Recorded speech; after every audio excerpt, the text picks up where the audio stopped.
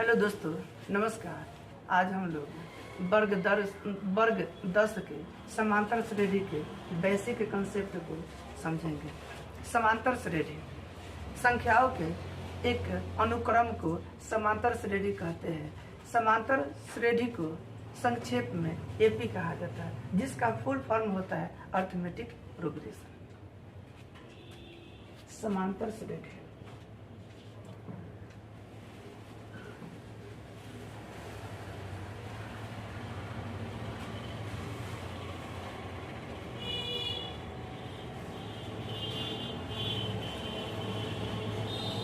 समांतर श्रेणी को इंग्लिश में अरिथमेटिक प्रोग्रेशन कहा जाता है, जिसे संक्षेप में एपी लिखा जाता है।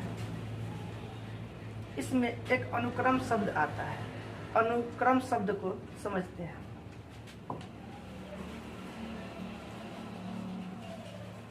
अनुक्रम, जिसे इंग्लिश में सीक्वेंस कहा जाता है। सीक्वेंस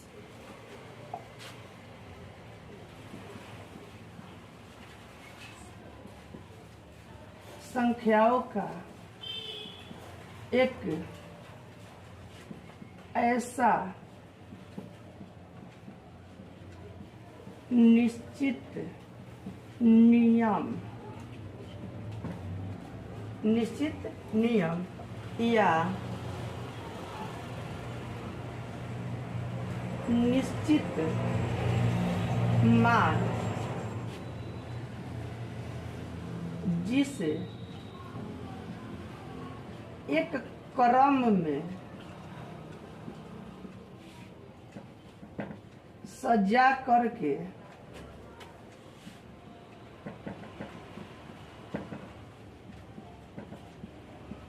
लिखा जाता है,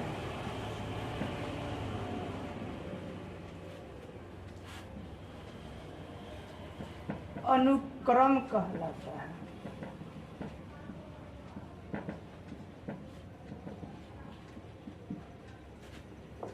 एक एग्जाम्पल हम लोग लेते हैं। 2, 4, 6, 8, 10। इसे डॉट डॉट के रूप में बहुत सारे संख्या को ले सकते हैं।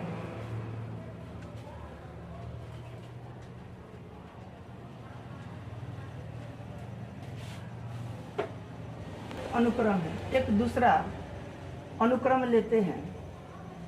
5, 10, 15, 20, 25 डॉट डॉट बहुत सारे संख्या। ये जो अनुक्रम है, इस अनुक्रम में जितने भी संख्या ये लिखे गए हैं, इस अनुक्रम का सदस्य कहलाता है। क्या कहलाता है? सदस्य कहलाता है। जैसे इस अनुक्रम में कितना सदस्य है गिन सकते हैं। 1, 2, 3, 4, 5 यहाँ तक। डॉट का मतलब बहुत हो सकता है, लेकिन यहाँ तक जो लिखा गया है इसमें काउंट करेंगे 1, 2, 3, 4, 5। अगला अनुक्रम में काउंट करते हैं 1, 2, 3, 4, 5। इसमें भी 5 सदस्य है।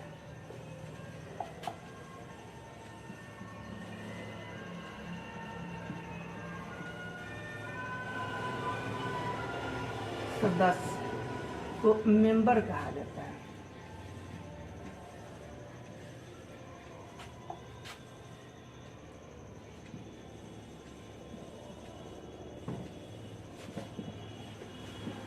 संख्याओं के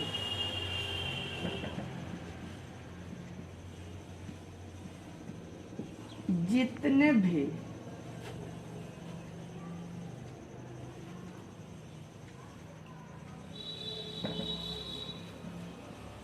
अनुक्रम के जितने भी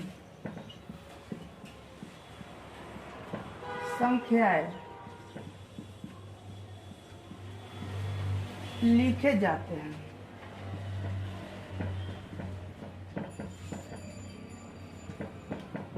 वह सभी संख्या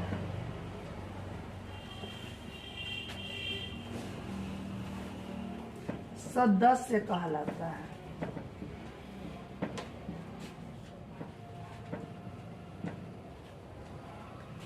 इसमें जो सदस्य शब्द का चर्चा किया गया है, आगे चल करके इस सदस्य को हम लोग पद कहते हैं। पद को ए द्वारा सूचित किया जाता है। जैसे अभी यहाँ पर अनुक्रम हम इसे बताए हैं, अनुक्रम में फिर इन सभी संख्याओं को सदस्य बताया है और इसी सदस्य को पद भी कहा जाता है। पद को इंग्लिश में टर्म कहा जाता है।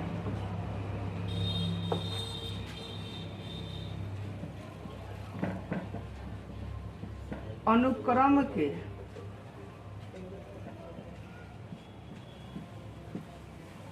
जितने भी सदस्य होते हैं वह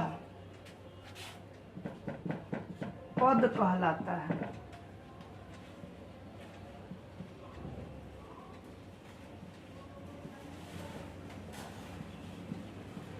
पद को ए द्वारा सूचित किया जाता है।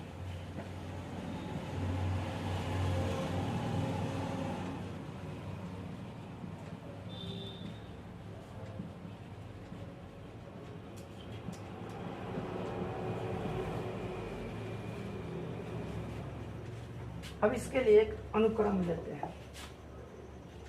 2 4 6। यह एक अनुक्रम है जो सदस्य भी है और क्या है, पद भी है। तो इसमें 4 पद है। इस पद को कैसे पहचानते हैं? तब पहचानने के लिए ये पहले है इसलिए पहला पद, ये दूसरे नंबर स्थान पे है इसलिए इसे दूसरा पद कहते हैं। ये तीसरे नंबर स्थान पे है, यह तीसरे क्रम में है इसलिए इसे तीसरा पद कहते हैं। और ये चौथा पद, पहला पद, दूसरा पद,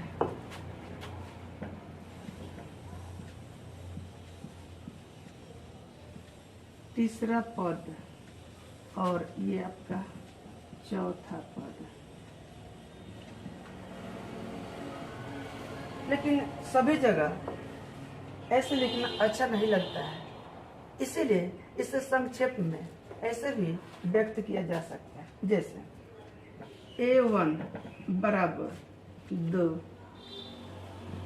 A2 बराबर कितना है 4, A3 बराबर कितना 6 और A4 बराबर ये। इसी तरीका से अगर पांचवा पद रहेगा A5 लिखेंगे, छठा पद रहेगा A6 लिखेंगे, सातवां पद रहेगा A7 लिखेंगे। लेकिन जो अंतिम पद रहता है उस अंतिम पद को AN द्वारा सूचित किया जाता है, जो कि आगे इसके बारे में बताएंगे।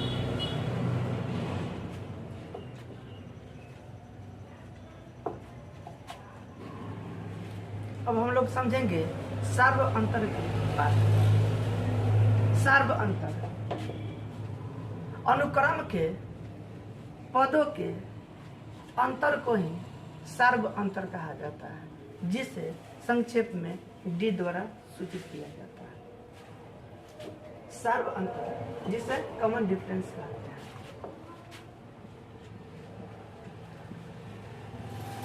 अनुक्रम के पदों के अंतर को सार्व अंतर कहा जाता है।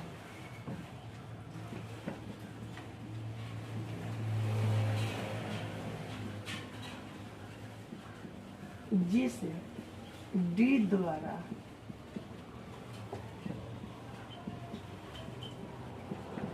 सूचित किया जाता है।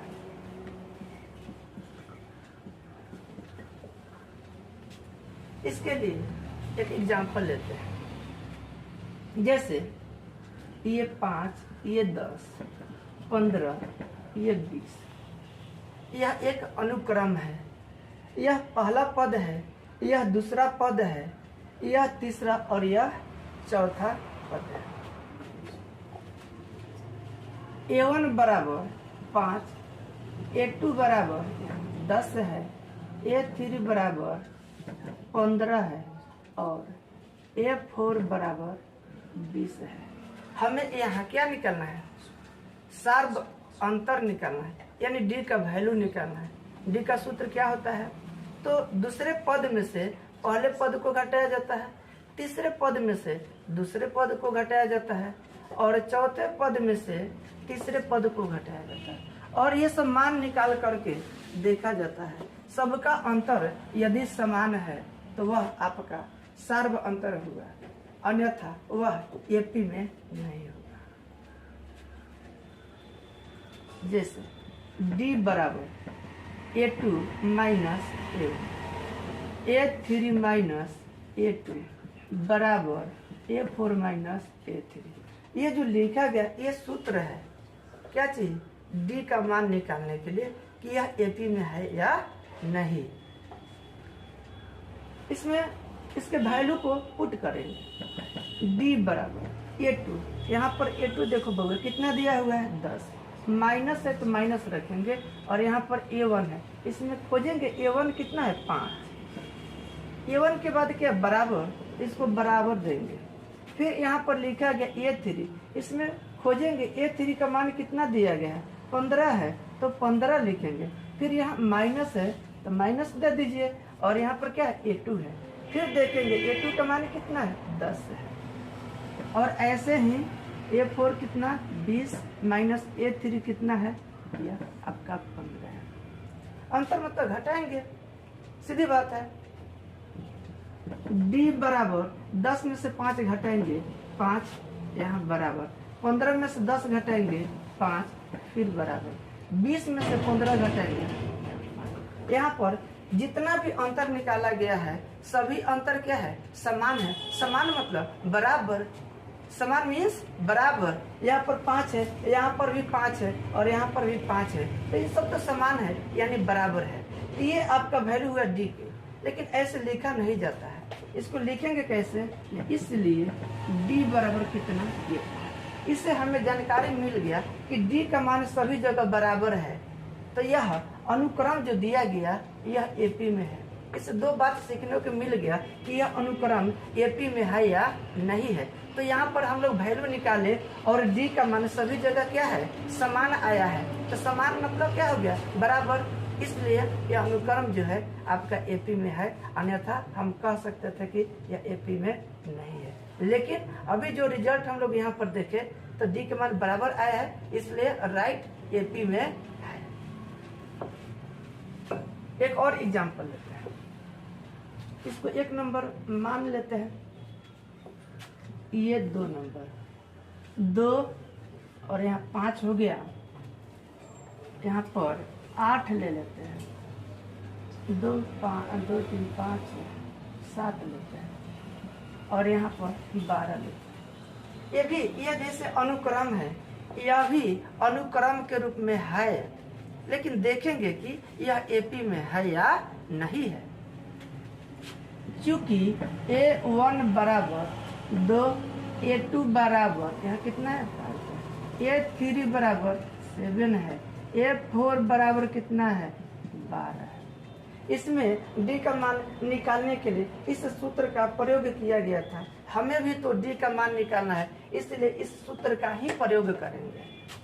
क्योंकि डी बराबर A2 माइनस A1 बराबर A3 माइनस A2 बराबर A4 माइनस A3, या डी बराबर A2 का मान यहाँ पर 5 है, A1 का मान 2 है, A3 का मान 7 है, A2 का मान 5 बराबर A4 का मान 12 और A3 का मान 7, या डी बराबर 5 में से 2 घटाएंगे 3 होगा, फिर बराबर 7 में से 5 घटाएंगे 2 होगा और यहाँ 12 में से 7 घटाएंगे 5।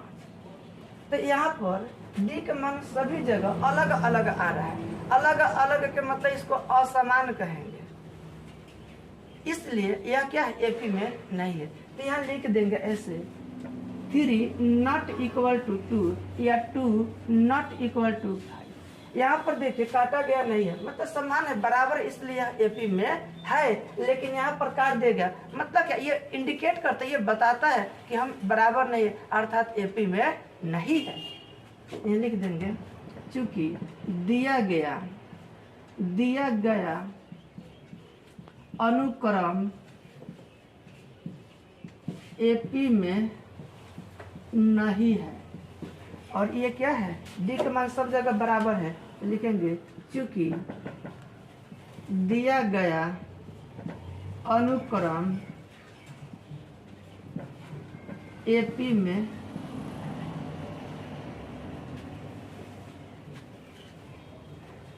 ये सब आप लोग नोट कर लीजिए। तो अब हम लोग कुछ एग्जाम्पल लेकर के उसके कुछ पॉइंटों को समझेंगे।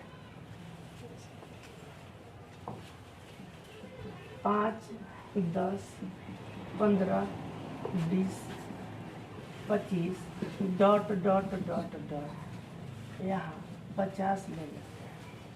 इससे कुछ पॉइंट निकलेगा। जैसे इसे प्रथम पद कहते हैं, तो A1 लिख सकते हैं।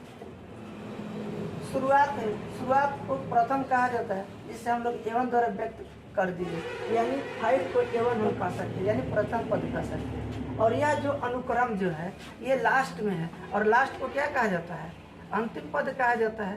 तो इससे हमको सीखने को क्या मिला, ये जो 50 है इस अनुक्रम का अंतिम पद है,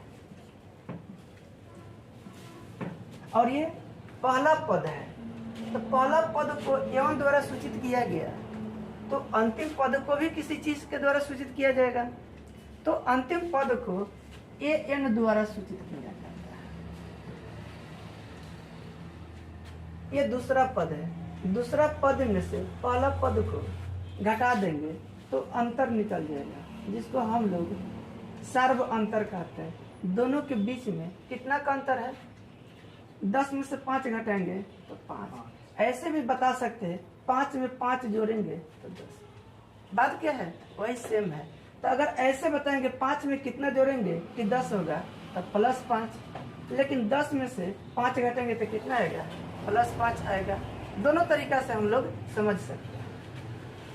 10 और 15 के बीच में कितना का अंतर है, इसमें भी +5, इसमें भी +5। इसी तरीका से सबके बीच में +5 का अंतर है, इसलिए इस 5 को हम लोग सर्व अंतर कहते हैं।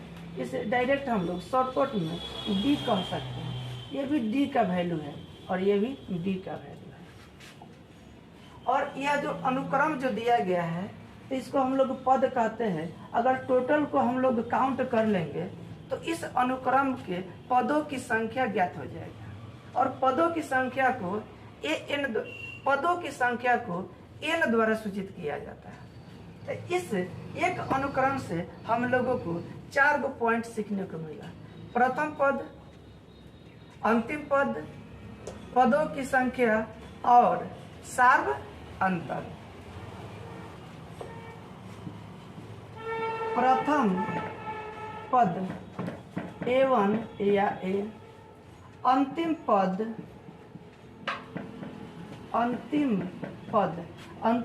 को AN या L या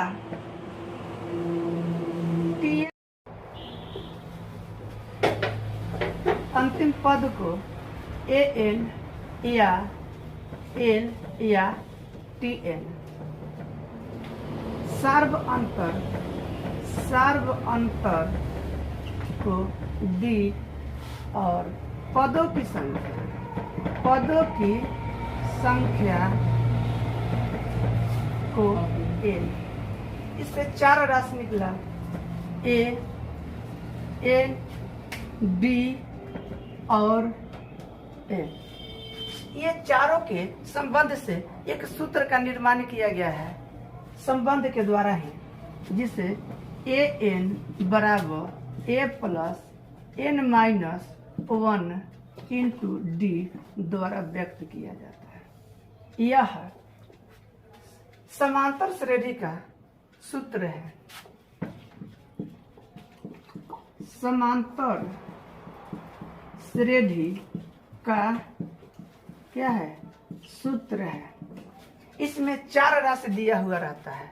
इन चारों राशियों में से प्रश्न निकालने के लिए, मतलब कि हम कह सकते हैं कि 3 राशि दिया रहेगा और चौथा राशि निकालना होता है। कभी ए एन निकालना होता है, कभी डी निकालना होता है, कभी ए निकालना होता है। इसी तरीके से बारी बारी से कुछ न कुछ निकालने के लिए दिया रहता है। अर्थात हम कह सकते हैं कि कभी भी 3 राशि दिया हो तो चौथा राशि को हम लोग बहुत आसानी से ज्ञात कर सकते हैं। और उस राशि को ज्ञात करने के लिए इस सूत्र का प्रयोग करते हैं। एक बार पढ़कर फिर से बता देंगे कि ए एन बराबर A plus N minus 1 into D होता है। इस सूत्र से कभी ए का मान, कभी एन का मान, कभी डी का मान, कभी ए एन का मान को ज्ञात करने के लिए हम लोग अगला वीडियो में पढ़ेंगे, इसको अध्ययन करेंगे। तब तक के लिए धन्यवाद।